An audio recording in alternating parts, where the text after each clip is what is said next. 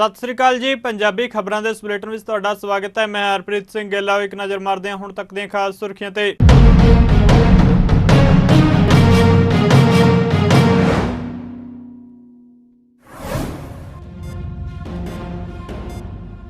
ब्रिजभूषण नाल जुड़े जिनसी शोषण का मामला। दिल्ली पुलिस ने अदालत विच दित्ती दलील। कहा ब्रिजभूषण सिंह नूं जिनसी शोषण मामले विच नहीं किया गया दोषमुक्त। द्वारका सैक्टर 21 तो जशोभूमि द्वारका सैक्टर 25 तक Delhi airport metro express line के विस्तार के उद्घाटन मौके अरविंद केजरीवाल नूं नहीं दिता गया सद्दा। कैबिनेट मंत्री आतिशी ने घेरी मोदी सरकार।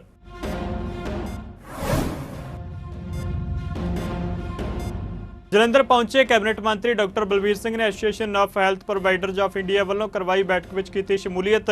कहा पंजाब सरकार बेहतर सेहत सेवाओं देने लई वचनबद्ध।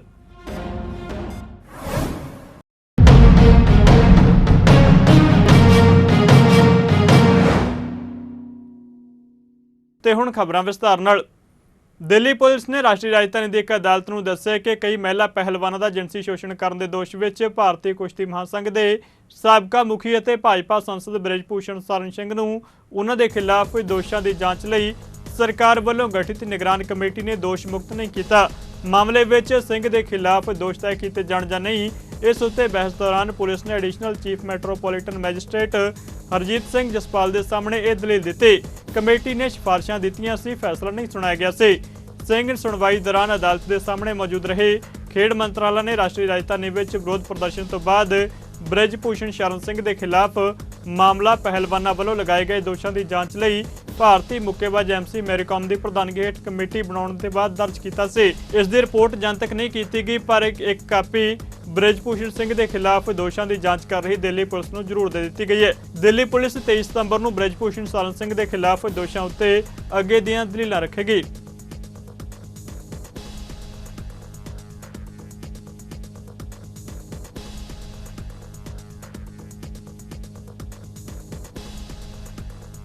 प्रधानमंत्री नरेंद्र मोदी ने द्वारका सैक्टर 21 तो जशोभूमि द्वारका सैक्टर 25 तक Delhi airport metro express line के विस्तार का उद्घाटन किया।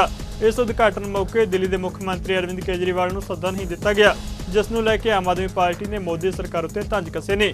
दिल्ली के कैबिनेट मंत्री आतिशी ने प्रेस कॉन्फ्रेंस की कहा कि DMRC केंद्र और दिल्ली सरकार का जॉइंट वेंचर है। इस दे प्रोजेक्ट के उद्घाटन मौके मुख्यमंत्री को सद्दा न देना मंदभागा है। आज प्रधानमंत्री नरेंद्र मोदी जी ने दिल्ली मेट्रो की एक 2 किलोमीटर की लाइन का उद्घाटन किया। ये लाइन सेक्टर 21 द्वारका से यशोभूमि कॉम्प्लेक्स तक जाती और हमें इस बात का बहुत दुख है कि प्रधानमंत्री जी ने दिल्ली मेट्रो के इस लाइन के उद्घाटन के लिए दिल्ली के मुख्यमंत्री अरविंद केजरीवाल जी को बुलाने का भी नहीं सोचा, जबकि दिल्ली मेट्रो केंद्र सरकार का और दिल्ली सरकार का एक जॉइंट वेंचर है। और ये ऐसा भी नहीं है कि ये आज का जॉइंट वेंचर है। जिस दिन से DMRC बना है उसमें आधा पैसा केंद्र सरकार का लगता है, आधा पैसा दिल्ली सरकार का लगता है।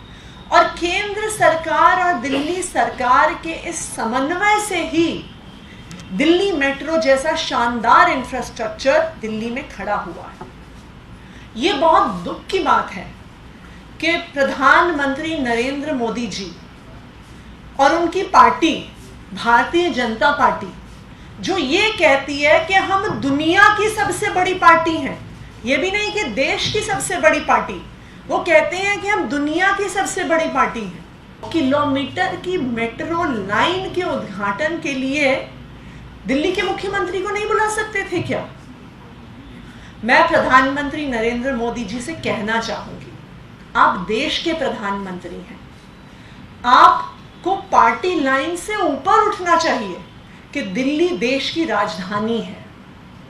अगर दिल्ली का विकास हमें करना है तो केंद्र सरकार को और दिल्ली सरकार को ये विकास मिलकर करना होगा। दिल्ली सरकार केंद्र सरकार के साथ कंधे से कंधा मिलाकर चलने को तैयार है, लेकिन एक बड़े की तरह, एक गार्डियन की तरह प्रधानमंत्री जी की जिम्मेदारी बनती है कि वो दिल्ली की सरकार को भी अपने साथ लेकर चले। एक 2 किलोमीटर की मेट्रो लाइन का उद्घाटन जब वो अकेले करने के लिए जाते हैं तो ये प्रधानमंत्री पद की गरिमा को भी शोभा नहीं देता। ਜਲੰਧਰ ਪਹੁੰਚੇ ਸਿਹਤ ਮੰਤਰੀ ਡਾਕਟਰ ਬਲਬੀਰ ਸਿੰਘ ਨੇ association of health providers of India ਵੱਲੋਂ ਕਰਵਾਈ ਇੱਕ ਬੈਠਕ ਵਿੱਚ ਸ਼ਮੂਲੀਅਤ ਕੀਤੀ। ਇਸ ਮੌਕੇ ਉਹਨਾਂ ਕਿਹਾ ਕਿ WHO ਵੱਲੋਂ ਪੇਸ਼ੈਂਟ ਸੇਫਟੀ ਡੇ ਮਨਾਇਆ ਜਾ ਰਿਹਾ ਹੈ, ਜਿਸ ਤਹਿਤ ਮਰੀਜ਼ ਨੂੰ ਵਧੀਆ ਸਿਹਤ ਸਹੂਲਤਾਂ ਯਕੀਨੀ ਬਣਾਉਣ ਉੱਤੇ ਜ਼ੋਰ ਦਿੱਤਾ ਜਾਂਦਾ ਹੈ। ਉਹਨਾਂ ਕਿਹਾ ਕਿ ਨਿੱਜੀ ਡਾਕਟਰਾਂ ਵੱਲੋਂ ਕੀਤਾ ਇਹ ਉਪਰਾਲਾ ਸ਼ਲਾਘਾਯੋਗ ਹੈ। ਉਹਨਾਂ ਕਿਹਾ ਕਿ ਪੰਜਾਬ ਸਰਕਾਰ ਲੋਕਾਂ ਨੂੰ ਬਿਹਤਰ ਸਿਹਤ ਸਹੂਲਤਾਂ ਦੇਣ ਲਈ ਵੀ ਵਚਨਬੱਧ ਹੈ।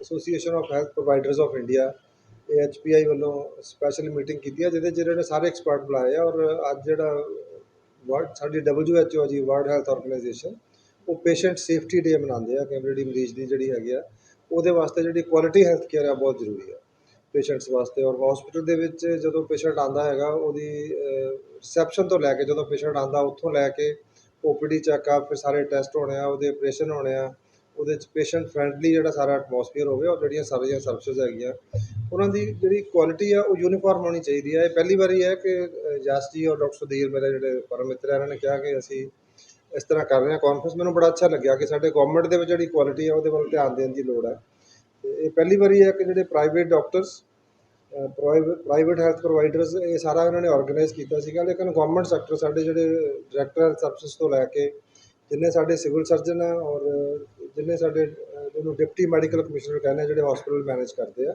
ਔਰ ਅਸਿਸਟੈਂਟ ਹਸਪੀਟਲ ਐਡਮਿਨਿਸਟ੍ਰੇਟਰ ਜਿਹੜੇ ਹੈਗੇ ਆ, ਉਹ ਸਾਰੇ ਇਹਦੇ 'ਚ ਪਾਰਟੀਸਪੇਟ ਕਰ ਰਹੇ ਆ। ਇਹਦਾ ਜਿਹੜਾ ਮਕਸਦ ਹੈ, ਜਿਸ ਤਰ੍ਹਾਂ ਸਾਡੇ ਮਾਨਯੋਗ ਮੁੱਖ ਮੰਤਰੀ ਸਾਹਿਬ ਕਹਿੰਦੇ ਆ ਕਿ ਜਿਹੜੀ ਤੁਹਾਡੀ ਹੈਲਥ ਕੇਅਰ ਸਰਵਿਸਿਜ਼ ਆ ਉਹਨਾਂ ਦਾ ਸਟੈਂਡਰਡ, ਚਾਹੇ ਉਹ ਪ੍ਰਾਈਵੇਟ ਹਸਪਤਾਲ ਹੋਵੇ ਜਾਂ ਜਿਹੜਾ ਹੈਗਾ ਸਰਕਾਰੀ ਹਸਪਤਾਲ ਹੋਵੇ, ਉਹ ਦੋਨਾਂ ਦੇ ਵਿੱਚ ਬਹੁਤ ਵਧੀਆ ਹੋਣਾ ਚਾਹੀਦਾ, ਵਰਲਡ ਕਲਾਸ ਹੋਣਾ ਚਾਹੀਦਾ। ਸੋ ਇਹ ਜਿਹੜੀ ਸਾਰੀ ਕਾਨਫਰੰਸ ਹੈ ਉਹ ਇਹ ਹੈ ਕਿ ਜਿਹੜੀਆਂ ਪੇਸ਼ੈਂਟ ਨੂੰ ਜਿਹੜੀ ਕੁਆਲਿਟੀ ਆਫ ਸਰਵਿਸਿਜ਼ ਹੈ ਉਹ ਵਰਲਡ ਕਲਾਸ ਮਿਲਣੀਆਂ ਚਾਹੀਦੀਆਂ। ਔਰ ਜਿਹੜੇ ਸਾਡੇ ਗੌਰਮੈਂਟ ਹਸਪੀਟਲ ਹੈ ਉਹਨਾਂ 'ਚ managed and funded by the government, ਅਤੇ ਪ੍ਰਾਈਵੇਟ ਦੇ ਵਿੱਚ ਉਹ ਅਫੋਰਡੇਬਲ ਹੋਣੀਆਂ ਚਾਹੀਦੀਆਂ। ਅਤੇ ਅਫੋਰਡੇਬਲ ਕਿੱਦਾਂ ਹੋਣ, ਉਹਦੇ 'ਚ ਗੌਰਮੈਂਟ ਕਿੱਦਾਂ ਕੰਟਰੀਬਿਊਟ ਕਰ ਸਕਦੀ ਆ। ਅਤੇ ਗੌਰਮੈਂਟ ਸੈਕਟਰ ਨੂੰ ਰਿਫਾਰਮ ਕਰਨ ਵਾਸਤੇ ਪ੍ਰਾਈਵੇਟ ਸੈਕਟਰ, ਜਿਵੇਂ ਡਾਕਟਰ ਸੁਧੀਰ ਸਾਡੇ ਜਾ ਕੇ ਹਸਪੀਟਲ ਦਾ ਗੈਪ ਐਨਾਲਿਸਿਸ ਕਰਦੇ ਆ। ਹੋਰ ਵੀ ਸਾਡੇ ਲੁਧਿਆਣੇ ਦੇ ਵਿੱਚ ਬਹੁਤ ਸਾਰੇ ਡਾਕਟਰਸ ਜਿਹੜੇ ਹੈਗੇ ਆ, ਅਸੀਂ ਆਪਸ ਕੋਲੈਬੋਰੇਟ ਕਰ ਰਹੇ ਹਾਂ। ਅਸੀਂ ਫਲੱਡਸ ਦੇ ਵਿੱਚ ਵੀ ਜਿਹੜਾ ਸੀਗਾ ਐਮਰਜੈਂਸੀ ਸਰਵਿਸਿਜ਼ ਨੂੰ ਮੈਨੇਜ ਦੇ ਵਿੱਚ ਵੀ ਅਸੀਂ ਆਪਸ ਕੋਲੈਬੋਰੇਟ ਕੀਤਾ। ਅਤੇ ਹੁਣ ਜਿਹੜੀ ਸਾਡੀ ਗੌਰਮੈਂਟ ਦੀ ਪ੍ਰਾਇਰਟੀ ਹੈ, ਜੋ ਸਾਡੇ ਮੁੱਖ ਮੰਤਰੀ ਭਗਵੰਤ ਮਾਨ ਜੀ ਔਰ ਸ਼੍ਰੀ ਅਰਵਿੰਦ ਕੇਜਰੀਵਾਲ ਜੀ, ਜੋ ਉਹਨਾਂ ਨੇ ਮੈਨੂੰ ਜ਼ਿੰਮੇਵਾਰੀ ਦਿੱਤੀ ਆ, ਪਹਿਲਾ ਸੀਗਾ ਪ੍ਰਾਇਮਰੀ ਕੇਅਰ, ਜਿਹਦੇ ਵਿੱਚ ਅਸੀਂ ਆਮ ਆਦਮੀ ਕਲੀਨਿਕ ਖੋਲ੍ਹੇ ਆ, ਜਿਹਦੇ 'ਚ 50 ਲੱਖ ਤੋਂ ਜ਼ਿਆਦਾ ਬੰਦਿਆਂ ਨੇ ਇਲਾਜ ਕਰਾ ਲਿਆ ਹੈਗਾ। 664 ਸਾਡੇ Aam Aadmi clinic. Public feedback ਬਹੁਤ ਪੋਜ਼ੀਟਿਵ ਹੈ, ਉੱਥੇ ਦਵਾਈ ਵੀ ਮਿਲਦੀ ਹੈ, ਡਾਕਟਰ ਵੀ ਹੁੰਦਾ ਔਰ ਟੈਸਟ ਵੀ ਹੁੰਦੇ।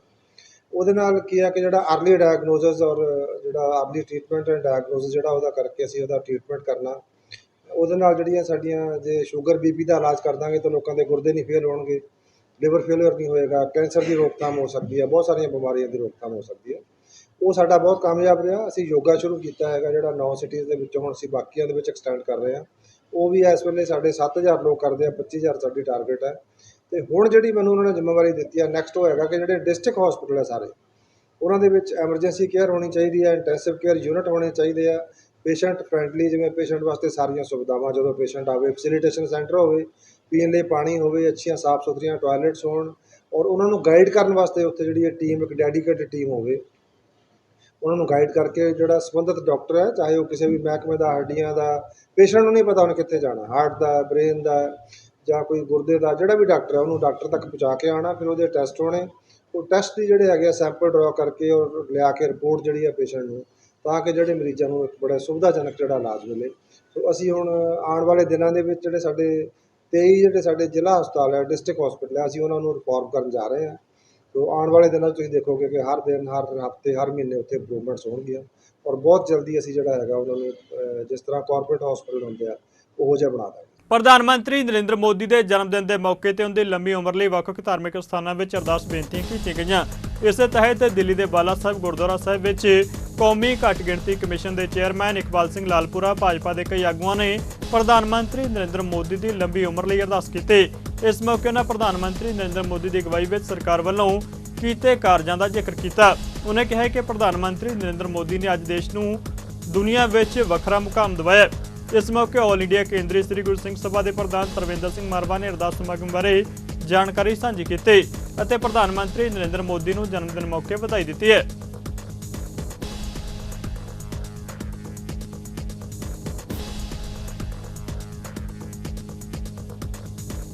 महान दिन है जब प्रधानमंत्री जी का हम जन्मदिन मना रहे हैं। प्रधानमंत्री जी एक युग पुरुष ने जिन्हां ने इस देश नूं दुनिया दे उत्ते बहुत उच्ची मुकाम ते पहुँचाया और असी इस वेले चंद्रयान जिथे किसी ने नहीं सी पहुँचा सके उसे पहली बारी है कि साउथ पोल दे विच चंद्रयान पहुँचा। इकॉनमी साडी दुनिया की तीजे नंबर की इकॉनमी बन जा रही है, असी बल्कि एक नंबर वाल वध रहे हैं।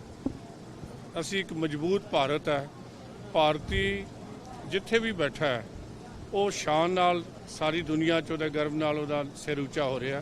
सो इहो जे युग पुरुष के जन्मदिन लई अरदास करनी साडा सारिਆਂ ਦਾ फर्ज बनता।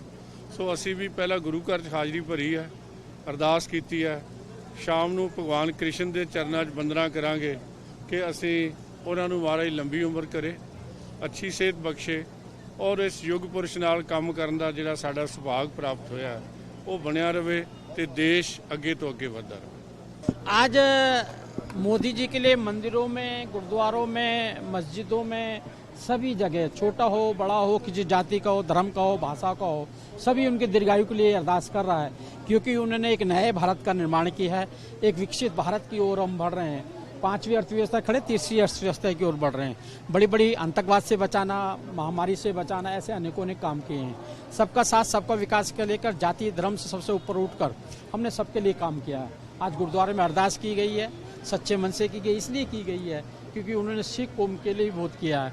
आपने देखा होगा वीर जादव के लिए जन्मदिन की घोषणा की गई, करतारपुर कॉरिडोर खोलने का काम किया गया और ऐसे ही अपने 400वां साला बनाया गया है। और ख़ासकर जो 84 के दंगे करने वाले, सिखों को कत्लेआम करने वाले खुलेआम घूम रहे थे, उनको सजा का जेल का रास्ता भी दिखाने का काम किया है। 15 तरीक नूं अखंड पाठ शुरू किया सी, आज भोग होया है और अरदास हुई है कि प्रधानमंत्री जी सेहत वास्ते, नाल ही प्रधानमंत्री जी जिहड़ा कि देश नूं इतना अगे लै जा रहे हैं, अरदास की होर अगे लैके जान और नाल ही प्रधानमंत्री जी की सेहत वास्ते, तंदुरुस्ती वास्ते सारी सिंह सभावां दे प्रधान दिल्ली दे इकट्ठे होके उन्होंने अरदास करवाई है। ग्रंथी साहब ने हुण लंगर अटू वरतेगा, 4-5 हज़ार शाम तक लंगर चलेगा। उस तो बाद किट की भी व्यवस्था की गई है जिहदे च आटा, दाल, चावल ये चीज़ां रखिया गए हैं। ਅੱਜ ਦੇਸ਼ ਦੇ ਪ੍ਰਧਾਨ ਮੰਤਰੀ ਨਰਿੰਦਰ ਮੋਦੀ ਦੇ ਜਨਮਦਿਨ ਮੌਕੇ ਭਾਜਪਾ ਦੇ ਕੌਮੀ ਸਕੱਤਰ ਮਨਜਿੰਦਰ ਸਿੰਘ ਸਿਰਸਾ ਦੀ ਅਗਵਾਈ ਵਿੱਚ ਇੱਕ ਵਫਦ ਪਾਕਿਸਤਾਨ ਦੇ ਗੁਰਦੁਆਰਾ ਸ੍ਰੀ ਕਰਤਾਰਪੁਰ ਸਾਹਿਬ ਵਿੱਚ ਨਤਮਸਤਕ ਹੋਇਆ। ਇਸ ਵਫਦ ਵਿੱਚ ਦਿੱਲੀ ਸਿੱਖ ਗੁਰਦੁਆਰਾ ਪ੍ਰਬੰਧਕ ਕਮੇਟੀ ਦੇ ਜਨਰਲ ਸਕੱਤਰ ਜਗਦੀਪ ਸਿੰਘ ਕਾਹਲੋਂ ਅਤੇ ਭਾਜਪਾ ਦੇ ਪੰਜਾਬ ਦੇ ਸਕੱਤਰ ਪਰਮਿੰਦਰ ਬਰਾੜ, ਭਾਜਪਾ ਦੇ ਸੀਨੀਅਰ ਆਗੂ ਇੰਦਰ ਇਕਬਾਲ ਸਿੰਘ ਅਟਵਾਲ ਅਤੇ ਹੋਰ ਪਤਵੰਤੇ ਮੌਜੂਦ ਸਨ। ਇਸ ਮੌਕੇ ਜਥੇਦਾਰ ਦੀ ਰਵਾਨਗੀ ਦੇ ਦੌਰਾਨ ਸਿਰਸਾ ਨੇ ਕਿਹਾ ਕਿ ਉਹਨੂੰ ਇੱਥੇ ਆ ਕੇ ਬਹੁਤ ਖੁਸ਼ੀ ਮਿਲੀ ਹੈ। ਅੱਜ ਅਸੀਂ ਸਾਰੇ ਸੰਗਤ ਰੂਪੀ ਕਰਤਾਰਪੁਰ ਸਾਹਿਬ ਗੁਰਦੁਆਰਾ ਸਾਹਿਬ ਦੇ ਦਰਸ਼ਨ ਦਿਦਾਰੇ ਚਰਨ ਚੱਲੇ ਆ, ਜੋ ਗੁਰੂ ਨਾਨਕ ਦੇਵ ਪਾਤਸ਼ਾਹ ਚਰਨ ਛੋਹ ਸਥਾਨ ਆ। ਕਰਤਾਰਪੁਰ ਕੋਰੀਡੋਰ ਦੇ ਰਾਹੀਂ ਜੋ ਤੁਸੀਂ ਦੇਖ ਰਹੇ ਜੇ, ਦੇਸ਼ ਦੀ ਸਾਰੀ ਕੌਮ ਦੀ, ਪੰਜਾਬ ਦੀ ਖੁਸ਼ਹਾਲੀ ਦੀ, ਚੜ੍ਹਦੀ ਕਲਾ ਦੀ ਅਰਦਾਸ ਕਰਨ ਚੱਲੇ ਆ। ਦਿੱਲੀ ਗੁਰਦੁਆਰਾ ਮੈਨੇਜਮੈਂਟ ਕਮੇਟੀ ਦੇ ਸਾਡੇ ਸਤਿਕਾਰਯੋਗ ਮੈਂਬਰ ਸਾਹਿਬਾਨ, ਜਨਰਲ ਸਕੱਤਰ ਸਾਹਿਬ, ਪਟਨਾ ਸਾਹਿਬ ਕਮੇਟੀ ਤੋਂ, ਹਰਿਆਣਾ ਗੁਰਦੁਆਰਾ ਪ੍ਰਬੰਧਕ ਕਮੇਟੀ ਤੋਂ ਬਹੁਤ ਸਾਰੇ ਸੰਸਥਾਵਾਂ ਦੇ ਲੋਕ ਮਿਲ ਕੇ ਅਸੀਂ ਇਹ ਅਰਦਾਸ ਕਰਨ ਚੱਲੇ ਹਾਂ ਕਿ ਦੇਸ਼ ਜਿਹੜਾ ਖੁਸ਼ਹਾਲ ਰਹੇ, ਇਸੇ ਤਰ੍ਹਾਂ ਚੜ੍ਹਦੀ ਕਲਾ 'ਚ ਰਹੇ। ਅਸੀਂ ਤਕਰੀਬਨ 100 ਲੋਕ ਹਾਂ ਜੀ 2 ਬੱਸਾਂ ਦੇ ਅੰਦਰ, ਔਰ ਬਾਕੀ ਕੋਈ ਸੰਗਤਾਂ ਇੱਥੇ ਪਹੁੰਚ ਵੀ ਗਈਆਂ ਨੇ ਤੇ ਸਾਰੇ ਅੱਜ ਜਿਹੜਾ ਕੋਰੀਡੋਰ ਦੇ ਮਾਧਿਅਮ ਤੋਂ ਆਏ ਹਾਂ, ਅਸੀਂ ਦੇਸ਼ ਦੇ ਪ੍ਰਧਾਨ ਮੰਤਰੀ ਦਾ ਵੀ ਧੰਨਵਾਦ ਕਰਦੇ ਹਾਂ। ਉਹਨਾਂ ਨੂੰ ਵਧਾਈ ਵੀ ਦਿੰਦੇ, ਉਹਨਾਂ ਦੇ ਜਨਮ ਦਿਨ ਅੱਜ ਉਹਨਾਂ ਨੂੰ ਵਧਾਈ ਵੀ ਦਿੰਦੇ ਹਾਂ ਤੇ ਗੁਰੂ ਸਾਹਿਬ ਦੇ ਚਰਨਾਂ 'ਚ ਵੀ ਅਰਦਾਸ ਕਰਾਂਗੇ ਕਿ ਸਾਡਾ ਮੁਲਕ ਜਿਹੜਾ ਹੈ ਖੁਸ਼ਹਾਲ ਹੋ। ਮੈਨੂੰ ਕੱਲ੍ਹ ਦੀ ਉਹਨਾਂ ਦੀ ਪ੍ਰੈਸ ਕਾਨਫਰੰਸ ਤੋਂ ਐਂ ਲੱਗਾ ਕਿ ਜਿਵੇਂ ਆਮ ਆਦਮੀ ਪਾਰਟੀ, ਅਕਾਲੀ ਦਲ, ਕਾਂਗਰਸ ਸਭ ਮਿਲ ਕੇ ਚੁਣਾਵ ਲੜਨਾ ਚਾਹੁੰਦੇ, ਉਹ ਪਹਿਲਾਂ ਬਹਾਨਾ ਬਣਾ ਰਹੇ ਇਹੋ ਜਿਹਾ, ਇਸ ਤਰ੍ਹਾਂ ਦਾ ਮਾਹੌਲ ਬਣਾ ਰਹੇ ਆ। ਔਰ ਪਿਛਲੇ 'ਚ ਚਰਚਾ ਵੀ ਸੀ ਕਿ ਦਿੱਲੀ ਦੇ ਅੰਦਰ ਆਮ ਆਦਮੀ ਪਾਰਟੀ ਦੀ ਔਰ ਅਕਾਲੀ ਦਲ ਦੇ ਕੁਝ ਲੀਡਰਾਂ ਦੀਆਂ ਮੁਲਾਕਾਤਾਂ ਹੋਈਆਂ ਨੇ। ਤਿੰਨੇ ਪਾਰਟੀਆਂ ਇਕੱਠੀਆਂ ਮਿਲ ਕੇ ਚੁਣਾਵ ਲੜਨਗੀਆਂ, ਤਿੰਨੇ ਇੱਕੋ ਹੀ ਨੇ। ਅਕਾਲੀ ਦਲ ਕੋਈ ਚੋਇਸ ਕੋਈ ਨਹੀਂ, ਅਸੀਂ ਤਾਂ ਲੜਨਾ ਨਹੀਂ ਉਹਨਾਂ ਦੇ ਨਾਲ। ਆਮ ਆਦਮੀ ਪਾਰਟੀ ਉਹਨਾਂ ਨੂੰ ਨੈਗੋਸ਼ੀਏਟ ਕਰਦੀ ਪਈ ਆ। ਉਹ ਚਾਹੁੰਦੇ ਨੇ ਕਿ ਅਕਾਲੀ ਦਲ ਨੂੰ ਖਤਮ ਕੀਤਾ ਜਾਵੇ, ਘੱਟ ਤੋਂ ਘੱਟ ਸੀਟਾਂ 'ਤੇ ਲਿਆਂਦਾ ਜਾਵੇ, 1-2 ਸੀਟਾਂ 'ਤੇ ਆ ਜਾਣ, ਆਪੇ ਖਤਮ ਹੋ ਜਾਣਗੇ। ਭਾਜਪਾ ਦੇ ਵੱਲੋਂ ਕੈਪਟਨ ਅਮਰਿੰਦਰ ਸਿੰਘ ਦੀ ਧੀ ਬੀਬਾ ਜੈਇੰਦਰ ਕੌਰ ਨੂੰ ਪੰਜਾਬ ਮਹਿਲਾ ਮੋਰਚਾ ਦਾ ਪ੍ਰਧਾਨ ਨਿਯੁਕਤ ਕੀਤਾ ਗਿਆ। ਦੂਜੇ ਪਾਸੇ ਜੈਇੰਦਰ ਕੌਰ ਨੇ ਸੋਸ਼ਲ ਮੀਡੀਆ ਉੱਤੇ ਆਪਣਾ ਬਿਆਨ ਜਾਰੀ ਕੀਤਾ ਹੈ। ਉਹਨਾਂ ਲਿਖਿਆ ਕਿ ਉਹ ਪ੍ਰਧਾਨ ਮੰਤਰੀ ਨਰਿੰਦਰ ਮੋਦੀ, ਭਾਜਪਾ ਦੇ ਪ੍ਰਧਾਨ ਜੇਪੀ ਨੱਡਾ ਤੇ ਸੂਬਾ ਪ੍ਰਧਾਨ ਸੁਨੀਲ ਜਾਖੜ ਦਾ ਉਹਨਾਂ ਨੂੰ ਪੰਜਾਬ ਮਹਿਲਾ ਮੋਰਚਾ ਦਾ ਪ੍ਰਧਾਨ ਨਿਯੁਕਤ ਕਰਨ ਲਈ ਧੰਨਵਾਦ ਕਰਦੇ ਨੇ। ਬਾਬਾ ਮੱਖਣ ਸ਼ਾਹ ਜੀ ਲੁਬਾਣਾ ਸਿੱਖ ਸੈਂਟਰ ਨਿਊਯਾਰਕ USA ਵੱਲੋਂ ਦਿੱਲੀ ਸਿੱਖ ਗੁਰਦੁਆਰਾ ਪ੍ਰਬੰਧਕ ਕਮੇਟੀ ਦੇ ਸਹਿਯੋਗ ਨਾਲ ਬਾਬਾ ਮੱਖਣ ਸ਼ਾਹ ਲੁਬਾਣਾ ਜੀ ਦੀ ਯਾਦ ਨੂੰ ਸਮਰਪਿਤ ਸਾਚਾ ਗੁਰੂ ਲਾਦੋਰੇ ਸਮਾਗਮ ਗੁਰਦੁਆਰਾ ਬੰਗਲਾ ਸਾਹਿਬ ਵਿਖੇ ਭਲਕੇ ਕਰਵਾਇਆ ਜਾਵੇਗਾ, ਜਿਸ ਨੂੰ ਲੈ ਕੇ ਸ਼੍ਰੀ ਅਖੰਡ ਪਾਠ ਸਾਹਿਬ ਦੀ ਆਰੰਭਤਾ ਕੀਤੀ ਜਾ ਚੁੱਕੀ ਹੈ। ਇਸ ਮੌਕੇ ਦਿੱਲੀ ਸਿੱਖ ਗੁਰਦੁਆਰਾ ਪ੍ਰਬੰਧਕ ਕਮੇਟੀ ਦੇ ਮੀਤ ਪ੍ਰਧਾਨ ਆਤਮਾ ਸਿੰਘ ਲੁਬਾਣਾ ਨੇ ਸਮੂਹ ਸੰਗਤ ਨੂੰ ਸਮਾਗਮ ਵਿੱਚ ਸ਼ਮੂਲੀਅਤ ਕਰਨ ਦਾ ਸੱਦਾ ਦਿੱਤਾ ਹੈ। ਉਹਨਾਂ ਇਸ ਸਮਾਗਮ ਲਈ ਗੁਰਦੁਆਰਾ ਮੱਖਣ ਸ਼ਾਹ ਲੁਬਾਣਾ ਸਿੱਖ ਸੈਂਟਰ ਨਿਊਯਾਰਕ ਦੀ ਪ੍ਰਬੰਧਕ ਕਮੇਟੀ ਦੇ ਪ੍ਰਧਾਨ ਦਲੇਰ ਸਿੰਘ ਅਤੇ ਸਮੁੱਚੀ ਪ੍ਰਬੰਧਕ ਕਮੇਟੀ ਦਾ ਧੰਨਵਾਦ ਕੀਤਾ ਹੈ।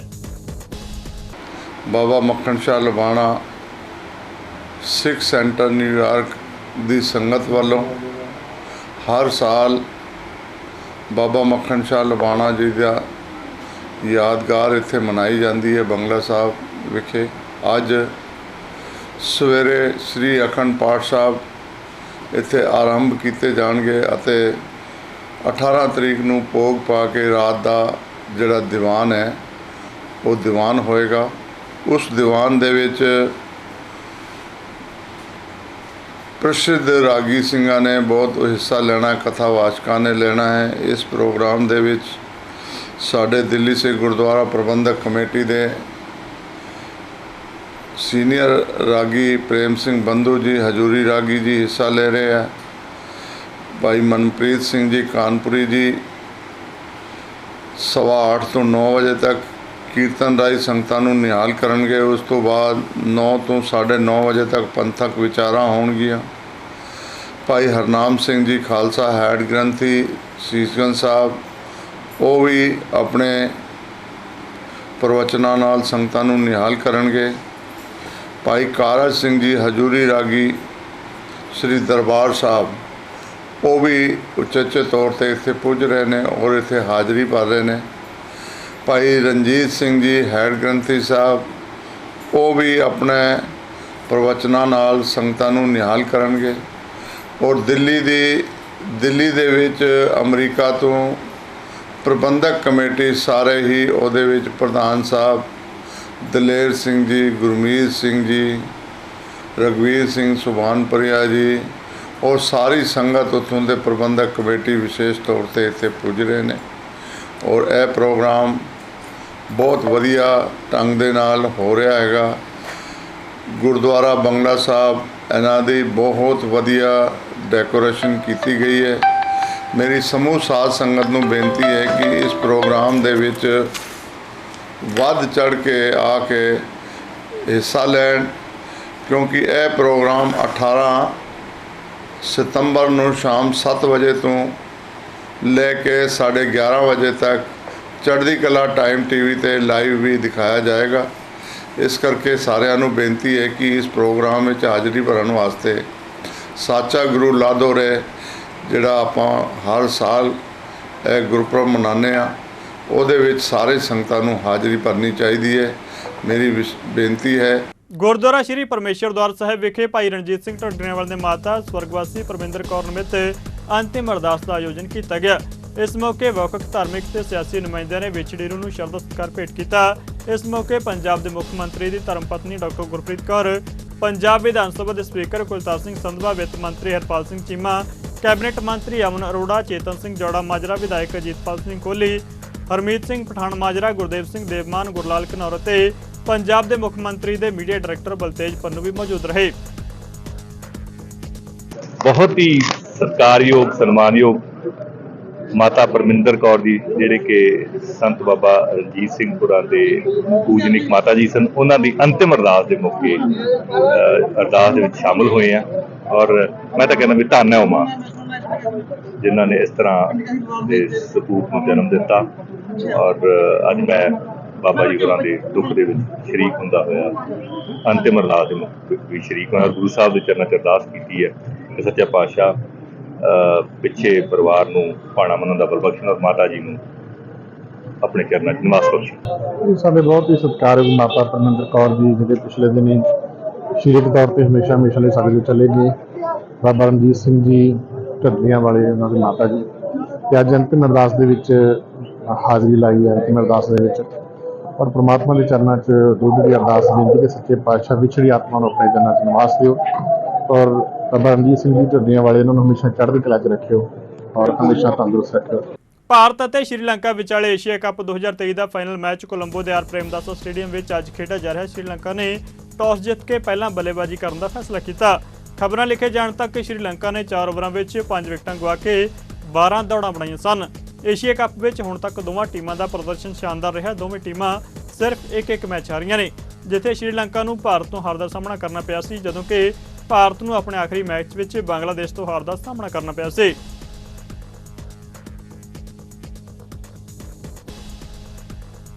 ਦਿੱਲੀ ਸਿੱਖ ਗੁਰਦੁਆਰਾ ਪ੍ਰਬੰਧਕ ਕਮੇਟੀ ਦੇ ਪ੍ਰਧਾਨ ਹਰਮੀਤ ਸਿੰਘ ਕਾਲਕਾ ਤੇ ਜਨਰਲ ਸਕੱਤਰ ਜਗਦੀਪ ਸਿੰਘ ਕਾਲੋਂ ਨੇ ਸਰਨਾ ਭਰਾਵਾਂ ਉੱਤੇ ਸ਼ਬਦੀ ਵਾਰ ਕੀਤੇ ਨੇ। ਉਹਨਾਂ ਕਿਹਾ ਕਿ ਸਰਨਾ ਭਰਾਵਾਂ ਨੇ ਦਿੱਲੀ ਕਮੇਟੀ ਅਧੀਨ ਚਲਾਏ ਜਾ ਰਹੇ ਕਾਲਜਾਂ ਵਿੱਚ ਵਿਦਿਆਰਥੀ ਚੋਣਾਂ ਮੌਕੇ ਕਾਲਜ ਦੇ ਸਟਾਫ ਨੂੰ ਧਮਕਾਉਣ ਦੀ ਕੋਸ਼ਿਸ਼ ਕੀਤੀ ਹੈ, ਜੋ ਮੰਦਭਾਗੀ ਗੱਲ ਹੈ।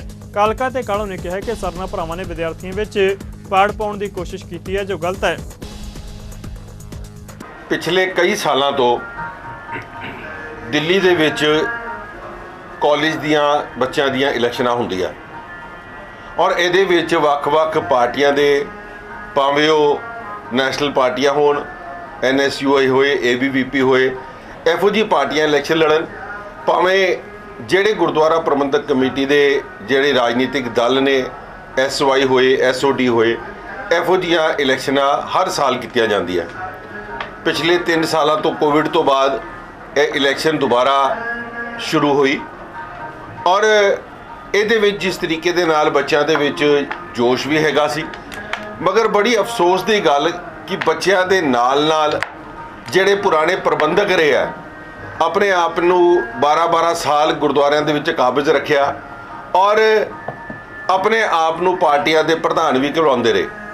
ਮੈਂ ਕਹਿਣਾ ਚਾਹੁੰਦਾ ਸਰਦਾਰ ਪਰਮਜੀਤ ਸਿੰਘ ਸਰਨਾ ਬਾਰੇ ਕਿ ਪਿਛਲੇ ਸਮੇਂ ਦੇ ਵਿੱਚ ਜਦ ਤੋਂ ਗੁਰਦੁਆਰਾ ਪ੍ਰਬੰਧਕ ਕਮੇਟੀ ਦੇ ਨਿਜ਼ਾਮ ਤੋਂ ਬਾਹਰ ਹੋਏ ਨੇ, ਇੰਨੀ ਤੜਫੋ ਮੱਚੀ ਇਹਨਾਂ ਦੇ ਵਿੱਚ ਹੋ ਰੱਖੀ ਹੈ ਕਿ ਕੱਲ ਜਿਸ ਤਰੀਕੇ ਦੇ ਨਾਲ ਪਰਸੋਂ ਰਾਤ ਨੂੰ ਵੀ ਔਰ ਕੱਲ ਪੂਰਾ ਸਾਰਾ ਦਿਨ ਕਾਲਜ ਦੇ ਵਿੱਚ ਜਾ ਕੇ ਪ੍ਰਿੰਸੀਪਲਾਂ ਨੂੰ ਔਰ ਸਟਾਫ ਨੂੰ ਇਹਨਾਂ ਨੇ, ਇਹਨਾਂ ਦੇ ਸਾਥੀ, ਇਹਨਾਂ ਦੇ ਨਾਲ ਜਿਹੜੇ ਇਹਨਾਂ ਦੇ ਮੈਂਬਰ ਸੀ, ਸਾਰਿਆਂ ਨੇ ਮਿਲ ਕੇ ਜਿਸ ਤਰੀਕੇ ਦੇ ਨਾਲ ਸਟਾਫ ਨੂੰ ਧਮਕਾਇਆ ਔਰ ਪ੍ਰਿੰਸੀਪਲ ਤੱਕ ਨੂੰ ਇਹ ਕਿਹਾ ਜਾ ਰਿਹਾ ਕਿ ਜੀ ਸਾਨੂੰ ਆਣ ਦੇ, ਅਸੀਂ ਤੈਨੂੰ ਸਸਪੈਂਡ ਕਰਾਂਗੇ ਜਾਂ ਤੈਨੂੰ ਇੱਥੋਂ ਬਾਹਰ ਦਾ ਰਸਤਾ ਦਿਖਾਵਾਂਗੇ।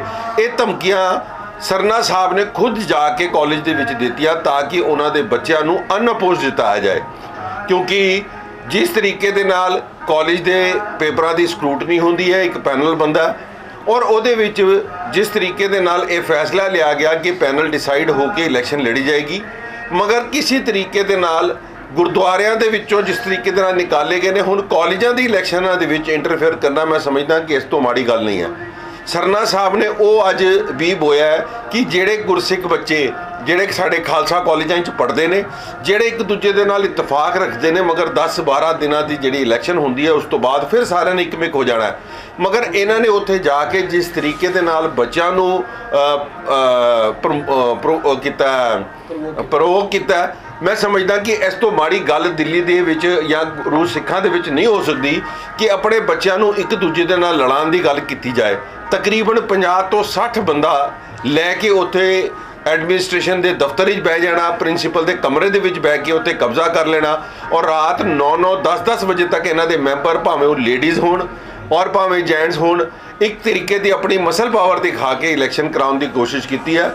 ਮੈਂ ਸਮਝਦਾ ਕਿ ਜੋ ਯੂਨੀਵਰਸਿਟੀ ਨੇ ਫੈਸਲਾ ਲਿਆ, ਗੁਰੂ ਨਾਨਕ ਦੇਵ ਖਾਲਸਾ ਕਾਲਜ ਦੀ ਇਲੈਕਸ਼ਨ ਨੂੰ ਸਥਗਿਤ ਕਰਤਾ ਗਿਆ, ਇਹ ਗੱਲ ਨੂੰ, ਕਿਉਂਕਿ ਇਸ ਗੱਲ ਦਾ ਇਹ ਗੱਲ ਖਰਾਬ ਨਾ ਹੋਵੇ, ਬੱਚਿਆਂ ਦੇ ਵਿੱਚ ਹੋਰ ਇਤਫਾਕ ਖਰਾਬ ਨਾ ਹੋਏ ਕਿ ਇਲੈਕਸ਼ਨ ਨੇ ਕਾਲਜ ਨੇ, ਯੂਨੀਵਰਸਿਟੀ ਨੇ ਤੇ ਇਹਦਾ ਫੈਸਲਾ ਚੰਗਾ ਲਿਆ, ਮਗਰ ਜਿਹੜੇ ਬੱਚੇ ਪਿਛਲੇ 2-2 ਸਾਲ ਤੋਂ ਤਿਆਰੀਆਂ ਕਰ ਰਹੇ ਸੀ, ਮੈਂ ਉਹਨਾਂ ਸਾਰਿਆਂ ਦੀ ਨਮੋਸ਼ੀ ਦੇ ਬਾਰੇ ਸੋਚ ਸਕਦਾ, ਸਮਝ ਸਕਦਾ ਔਰ ਉਹਨਾਂ ਸਾਰਿਆਂ ਨੂੰ ਇਸ ਗੱਲ ਤੇ ਵਿਸ਼ਵਾਸ ਦਿਵਾਉਂਦੇ ਆ ਕਿ ਜਲਦੀ ਅਸੀਂ ਯੂਨੀਵਰਸਿਟੀ ਦੇ ਨਾਲ ਗੱਲ ਕਰਕੇ ਤੁਹਾਡੀ ਇੱਕ ਪਿਆਰ ਦੀ ਔਰ ਜਿਹੜੀ ਇਲੈਕਸ਼ਨ ਪ੍ਰੋਸੈਸ ਹੈ ਉਹਦੀ ਜ਼ਰੂਰ ਜਾਓ, ਮਗਰ ਕੋਈ ਐਸੇ ਟਕਰਾਰ ਦੇ ਵਿੱਚ ਕਿਸੇ ਰਾਜਨੀਤਿਕ ਪਾਰਟੀਆਂ ਦੇ ਪ੍ਰਭਾਵ ਥੱਲੇ ਆ ਕੇ ਤੁਸੀਂ ਇਲੈਕਸ਼ਨ ਨਾ ਜਾਓ। ਸਾਨੂੰ ਬੜਾ ਕਿਹਾ ਗਿਆ ਕਿ ਤੁਸੀਂ ਉੱਥੇ ਜਾ ਕੇ ਬਤੌਰ ਪ੍ਰਬੰਧਕ ਇੰਟਰਫੇਅਰ ਕਰੋ, ਮਗਰ ਸਾਡੀ ਸਮੁੱਚੀ ਟੀਮ 'ਚੋਂ ਕਿਸੇ ਬੰਦੇ ਨੇ ਉੱਥੇ ਜਾ ਕੇ ਨਾ ਕਿਸੇ ਪ੍ਰਿੰਸੀਪਲਾਂ ਨਾਲ ਗੱਲ ਕੀਤੀ ਹੈ ਤੇ ਨਾ ਹੀ ਕੋਈ ਜਿਹੜੀ ਟੀਮ ਬਣਾਈ ਗਈ ਹੈ। ਮਗਰ ਸਰਦਾਰ ਪਰਮਜੀਤ ਸਿੰਘ ਸਰਨਾ ਨੇ ਅੱਜ ਬਿਲਕੁਲ ਹੱਦ ਮੁਕਾਤੀ ਕਿ ਕਿਸ ਤਰੀਕੇ ਦੇ ਨੀਚ ਪੱਧਰ ਤੱਕ ਜਾ ਕੇ ਉਹ ਅੱਜ ਬੱਚਿਆਂ ਦੇ ਵਿੱਚ ਵੀ ਉਹਨਾਂ ਨੂੰ